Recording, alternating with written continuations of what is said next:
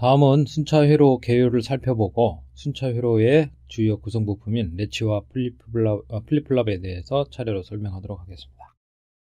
순차 회로는 시퀀셜 서킷이라고 얘기하며 조합 회로와 데이터 저장 회로가 결합된 회로를 순차 회로라고 얘기합니다. 데이터 저장 회로는 저장된 값은 특정 조건이 만족될 때까지 계속 유지하는 회로를 데이터 저장 회로라고 얘기합니다. 순차 회로에서의 조합 회로의 역할은 출력 신호를 생성하거나 저장 회로에 입력 신호를 생성하는데 이 조합 회로를 사용하게 됩니다. 여기서 보는 바와 같이 순차 회로를 개념적으로 그린 그림인데요. 순차 회로의 주요한 구성 부품인 이 스토리지 엘리먼트, 즉 데이터를 저장할 수 있는 기능을 가진 회로가 있고, 이 데이터 저장 장치의 현재 저장된 값이 present state가 되고, 다음에 저장될 값이 next state가 되겠습니다. 저장된 값이 여기에 어떤 이벤트가 발생해서 또는 클락과 같은 신호를 통해서 next state가 현재 상태로 이 바뀌는 과정을 통해서 상태 체인지가 일어난다고 볼 수 있겠습니다. 이 순차 회로에서의 이 조합 회로 컨비네이셔널 서킷의 역할은 인풋을 받아들이고 인풋과 현재 상태 값을 받아서 다음 상태를 결정하는 신호를 발생하거나 아니면은 출력 신호를 발생하는 이런 역할을 이 조합 회로에서 하겠습니다. 순차 회로의 유형에는 동기식 순차 회로가 있고 비동식 순차 회로가 있습니다. 먼저 동기식 순차 회로에는 특정 신호가 신호에 동기돼서 비연속적인 시간에만 동작하는 순차 회로를 동기식 순차 회로라고 얘기합니다. 동작을 동기화시켜주는 신호가 별도로 있다는 거죠. 클럭과 같이 주기적으로 발생하는 신호에 반응하는 회로가 동기식 순차 회로가 되겠습니다. 즉 클럭에 동기되어서 데이터를 저장하거나 데이터 값을 변경하는 이런 회로가 동기식 순차 회로가 되겠습니다. 이 동기식의 동기라는 것은 실제로 특정한 신호, 즉 클락에 동기되었다는 의미에서의 동기식 순차 회로가 되겠습니다. 반면에 비동기식 순차 회로는 입력 신호 변화에 따라 연속적으로 동작하는 순차 회로를 말합니다. 즉 특정한 신호가 없이 단지 입력 신호의 변화에 따라서 동작하는 거죠. 즉 입력 신호의 변화가 발생할 때마다 동작하는 회로가 되겠습니다. 이벤트 발생과 같이 비주기적으로 발생하는 신호에 반응한다. 즉 클락이 아닌 이벤트 발생이라고 하는 것은 주기성을 가지고 있지 않죠. 비주기적으로 발생하는 신호가 이벤트 신호가 되는데, 이 비주기적으로 발생하는 이벤트의 발생과 이벤트 발생의 결과로 비동기식 순차 회로가 동기화된다고 보시면 됩니다. 그래서 비동기식과 동기식의 중요한 기준은 주기적인 클락을 사용하느냐 안 하느냐, 또 동작의 발생이 주기적인 신호를 사용해서 동기화를 하느냐 아니면은 비주기적인 신호에 맞춰서 동작하느냐, 이 차이가 있다고 보시면 되겠습니다. 먼저 동기식 순차 회로는 입력의 변화에 따른 출력 신호의 변화 및 내부 상태 변화가 클럭에 동기되어 동작하는 회로를 얘기합니다.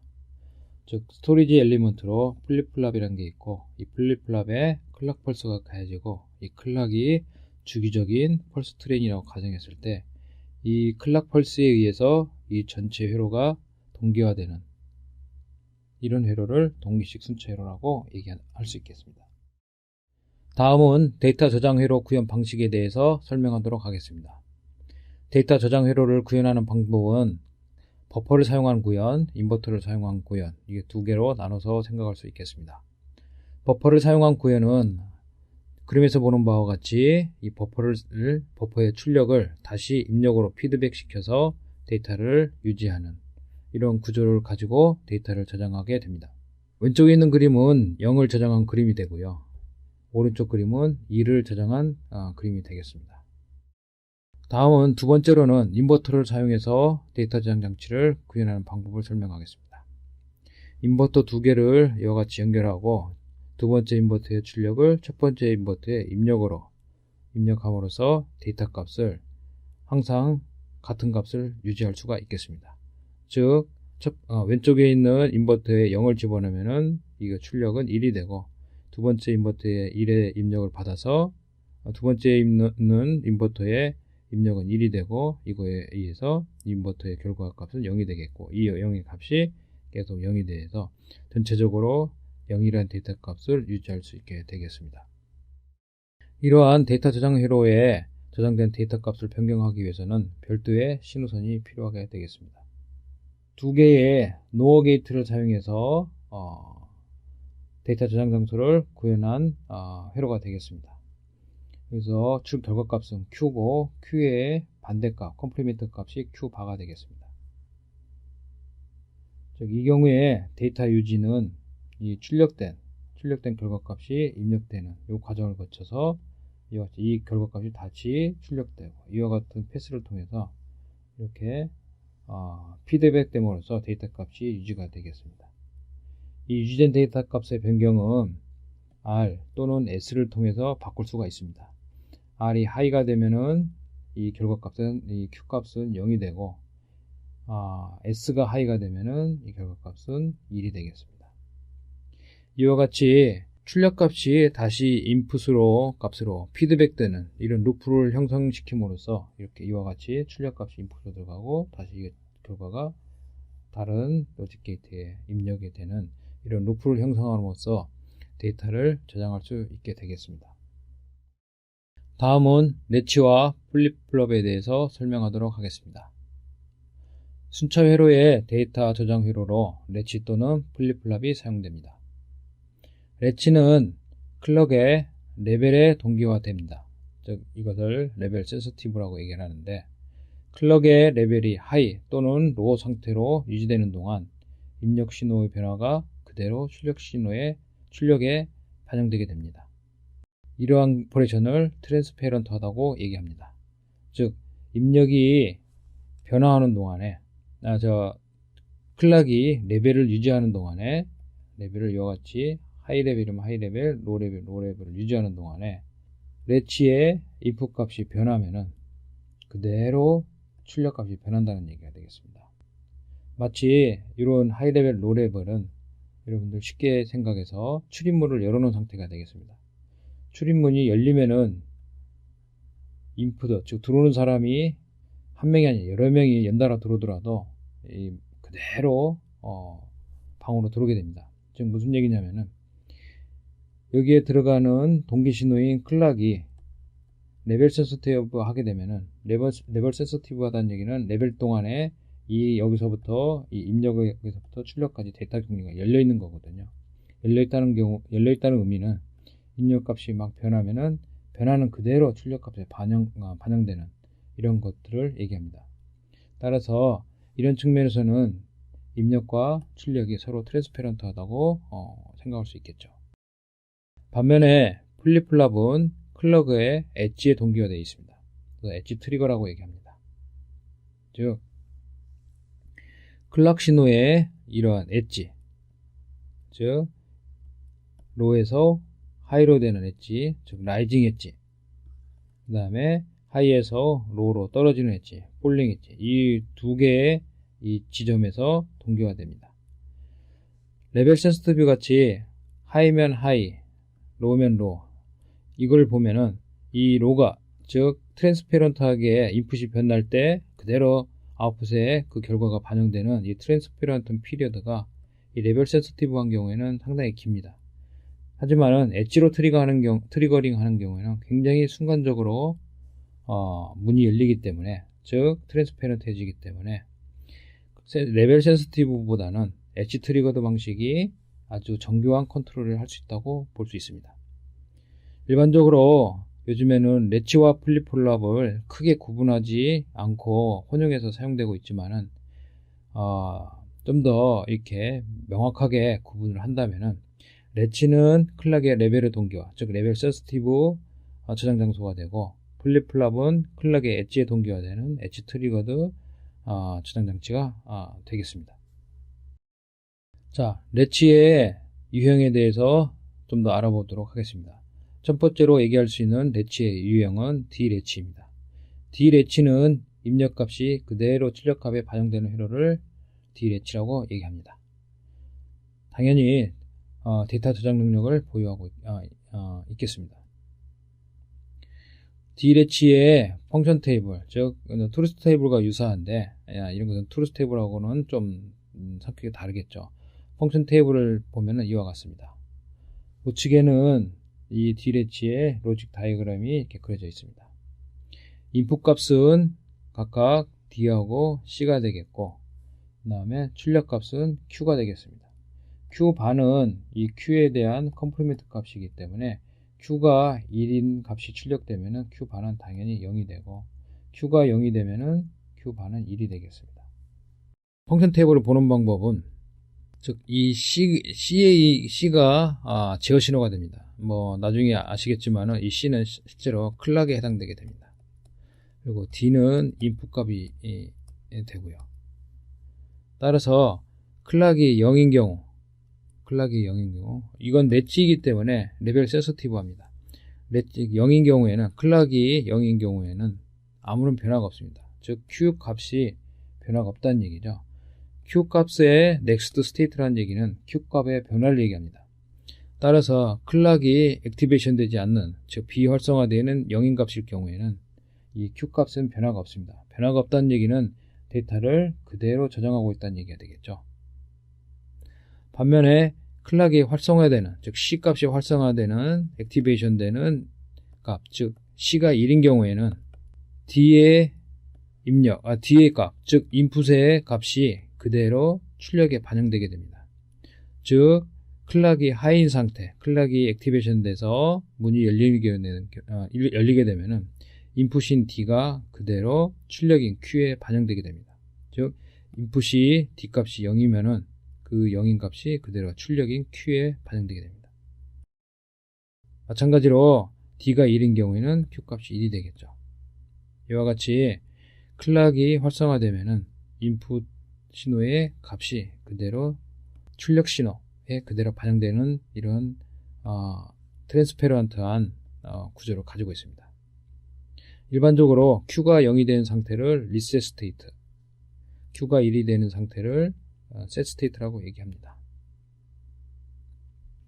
이 그림에서 요 D가 인풋이 되겠고 C가 실제로 클락이 됩니다. 그래서 클락이 활성화되는 요 구간, 즉 이 경우에는 하이 레벨 센시티브합니다. 즉 클락이 1이 될 때 요 구간에서 이 게이트가 열리게 됩니다. 게이트가 열린다는 의미는 이 D 인풋인 D 값이 패스를 타고 Q에 그대로 반영되는 걸 얘기합니다. D가 0이면은 그대로 0이 되고 Q 값이 0이 되고, D가 1이면은 Q 값이 1이 되는 이런 동작을 하게 됩니다. 이렇게 동작하는 것을 갖다가 D 렛치라고 얘기합니다. 다음은 SR 렛치를 설명하도록 하겠습니다. SR 렛치는 출력을 셋 또는 리셋하는 회로가 되겠습니다. 일반적으로 난드 게이트 또는 노어 게이트를 사용해서 구현하게 됩니다. SR 렛치의 펑션 테이블을 쳐다보면 이와 같습니다. 즉 인풋으로는 R과 S, 즉 리셋의 R과 셋의 S가 있습니다. 출력으로는 Q가 있고 Q 반은 Q의 컴플리먼트입니다. 그래서 S와 R 값에 따라서 이 Q 값이 결정되게 됩니다. 그래서 S가 1인 경우 셋이죠. 셋이라는 의미는 1로 만들라는 얘기고, 리셋은 출력을 0으로 만들라는 얘기가 되겠습니다. 따라서 S가 1이라는 얘기는 출력을 셋하라는 얘기입니다. 즉 출력을 Q를 1로 만들라는 얘기가 되겠고, 리셋이라고 하는 것은, 즉 R이 1이 되면은 출력을 리셋시키라는 얘기가 되겠습니다. 리셋시키라는 얘기는 Q 값을 0으로 만들라는 얘기가 되겠습니다. 따라서 셋이 1이고 리셋이 0인 경우에는, 즉 이게 1, 0인 경우에는 출력 값은 1이 되고, 1, 0이요. 즉 R이 1이고 S가 0인 경우에는 리셋이 되겠죠. 그런 경우에는 Q 값이 0이 되겠습니다. 그 외에 이 R과 S 값이 00인 경우에는 현재 보존하고 있는 값을 그대로 유지하라는 얘기가 되겠습니다. 즉 Q 값이 1이면 1이 되고 0이면 0이 되는 거죠. 이렇게 값을 유지하는 기능을 데이터를 저장하는 기능이라고 말하는 것입니다. 그러면은 11은 어떻게 될까요? 11인 경우에는 undefined입니다. 어떤 값이 저장될지 또 어떤 오퍼레이션이 일어날지를 확신할 수 없다는 얘기가 되겠습니다. 따라서 SRH인 경우에 11이 들어가는 것을 막을 필요가 있습니다. 즉 S와 R 각각이 1, 0, 0, 1 또는 00만 들어가게끔 이 인풋에 들어가는 이 신호의 값을 적절히 조정해 줄 필요가 있게 되겠습니다. 여기에도 같은 얘기가 되는데, 즉 SR만 쳐다보면은 SR만 보면은 위에서 설명한 펑션 테이블하고 똑같습니다. 다만 여기에 컨트롤 시그널 C가 하나 추가한 것을 알 수 있겠습니다.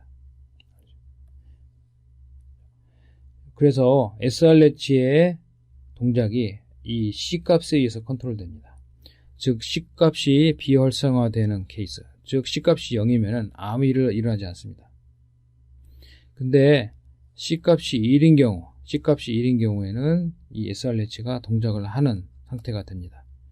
C 값이 1이 되면은 요 부분은 실제로 요 펑션 테이블을 그대로 옮겨놓은 곳이 되겠습니다. 즉 클락이 C가 이제 실제로는 매핑되는 게 클락이 되겠습니다. 클락이 하이가 되면은 위에서 얘기하는 SR의 정상 동작을 그대로 하는 것가 되겠습니다.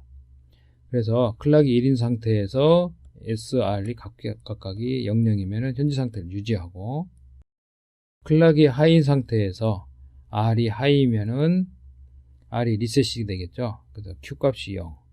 그리고 S가 하이면은 Q 값이 1. 즉, R이 하이가 되면은 리셋 스테이트로 바뀌고, S가 하이가 되면은 셋 스테이트로 바뀌게 됩니다.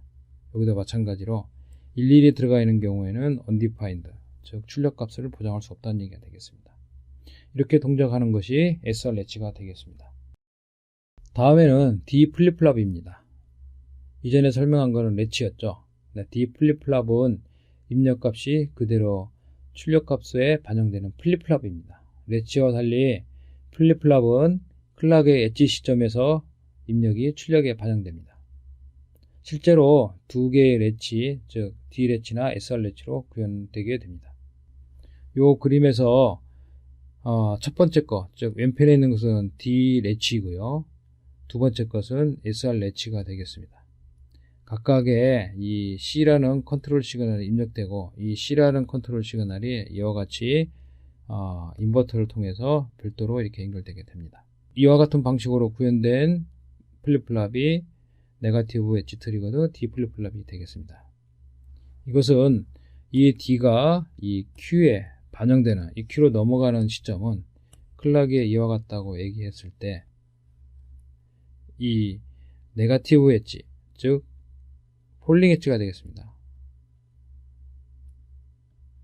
폴링 엣지에 이 동작이 이루어진다는 얘기가 되겠습니다.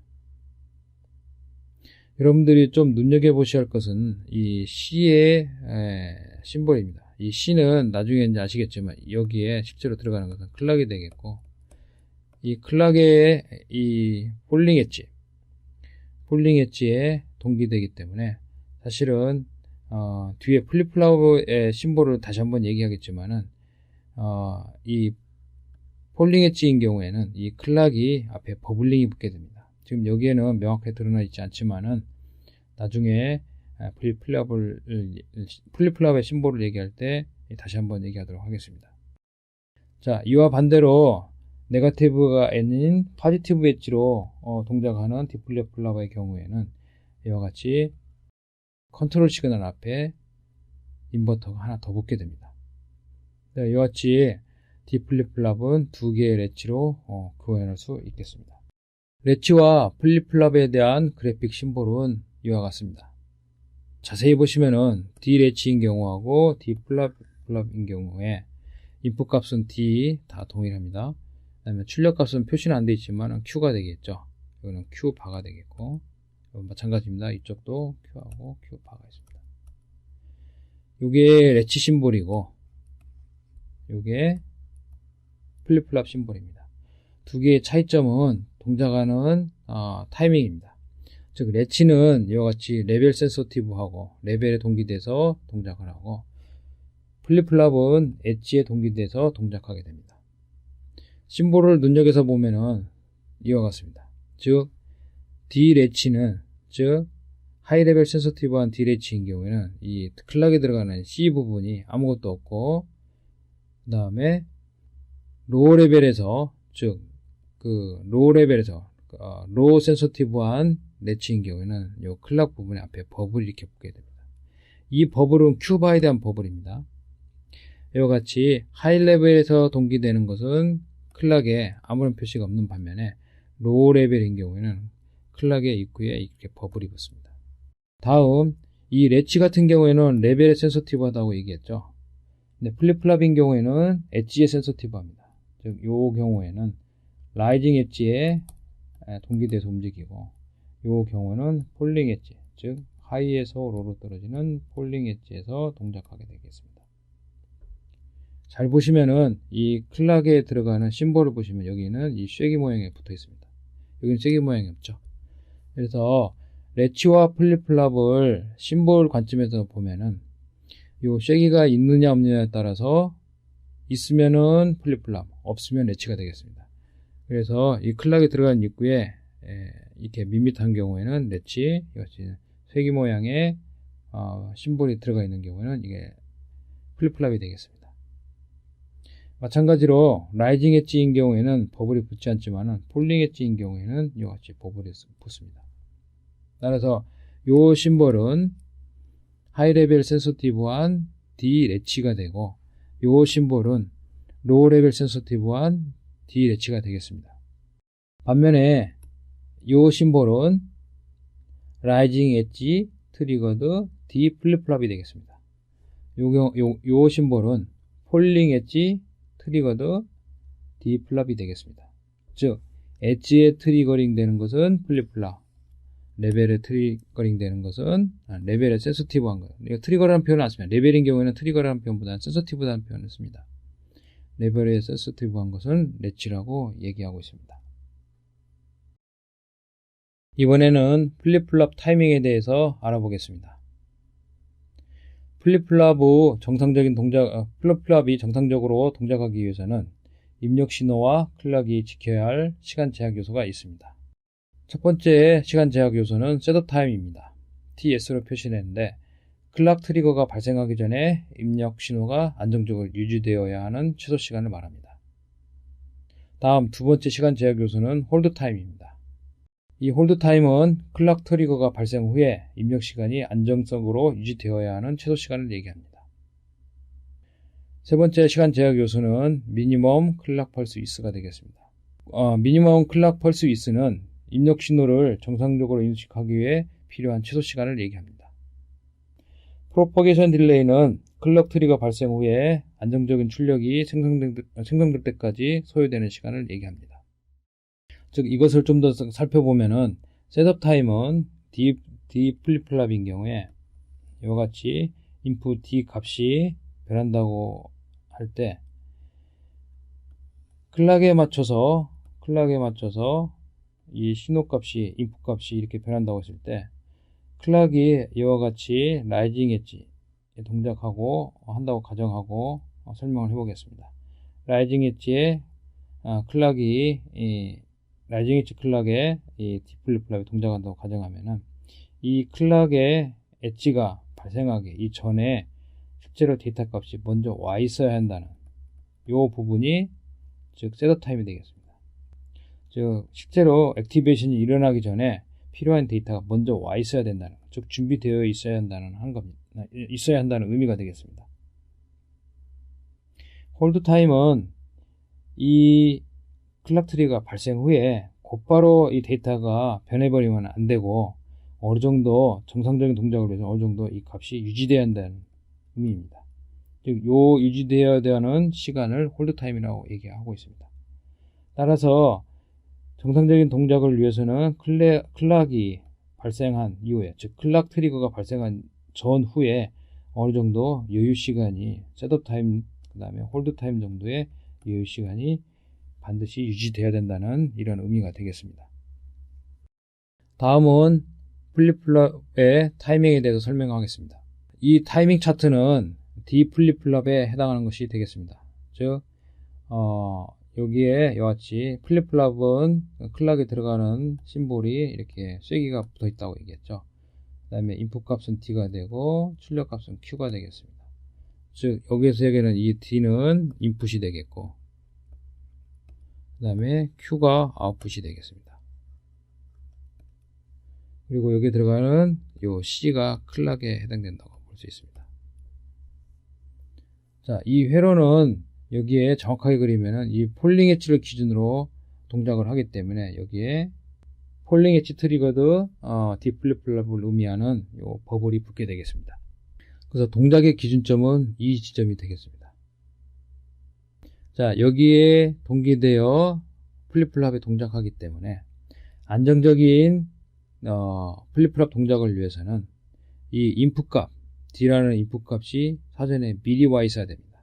즉, 이 클락 트리거가 발생하기 전에 그게 셋업 타임 TS가 되고, 자, 클락이 트리거가 발생한 이후에도 안정적인 동작을 위해서 요 값, 요 정도의 시간 정도는 요 값을 그대로 유지해 줘야 됩니다. 요게 홀드 타임이 되겠습니다. 즉, 실제로 레치 동작이 플립플롭 동작이 일어나는 순간, 요 순간에 인풋 값은 안정적으로 요 정도의 시간 간격을 가지고 안정적으로 유지되어 있어야 한다는 의미가 되겠습니다. 다음에 펄스 위드, 미니멈 펄스 위드는 이런 클락을 사용함에 있어서 클락의 최소 주기를 결정하게 됩니다. 즉 요거 같은 미니멈 펄스 위드가 하이인 경우고 이 경우는 로우인 경우가 되겠습니다. 그래서 전체적인 펄스의 폭은 이 위치에서부터 이 위치까지 가야 되겠습니다. 즉 요게 이 클락의 주기 T가 되겠습니다. 요 T분의 1이 주파수 F가 되고요.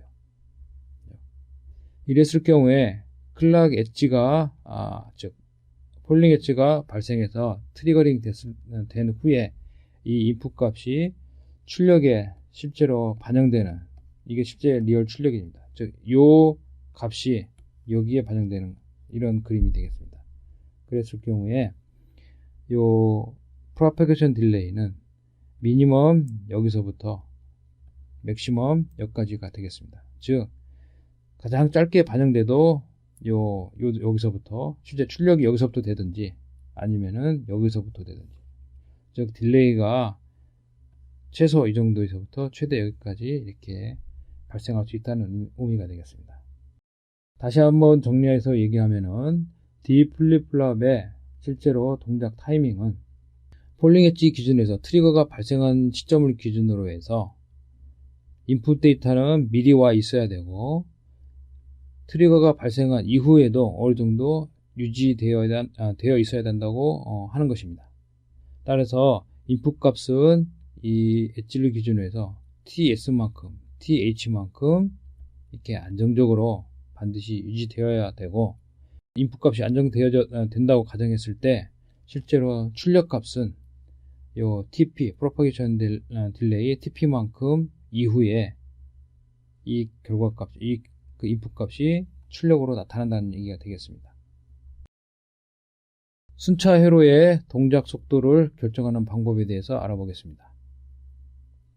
순차 회로의 동작 속도를 결정함에 있어서 플립플롭의 지연 시간과 조합 회로의 전파 지연 시간이 모두 중요하다고 볼 수 있습니다.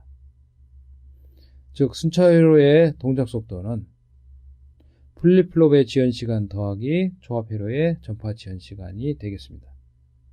여기서 플립플롭의 지연 시간에는 플립플롭에서 필요한 셋업 타임과 홀드 타임, 그리고 플립플롭의 프로파게이션 딜레이 타임 3개로 구성된다고 볼 수 있습니다.